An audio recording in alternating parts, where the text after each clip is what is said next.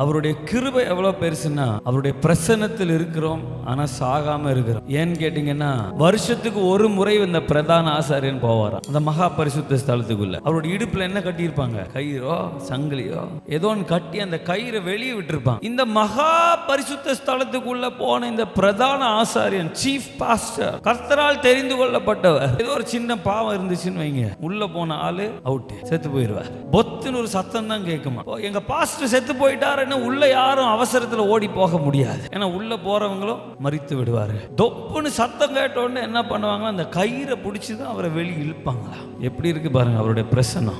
இவ்வளவு பரிசுத்தம் உள்ள தேவனுடைய பிரசன்னத்துல நம்ம சாகாம உட்கார்ந்து இருக்கிறது, நிக்கிறது, பாடுறதெல்லாம் அவருடைய கிருபையா இருக்கிறது. ஹல்லேலூயா.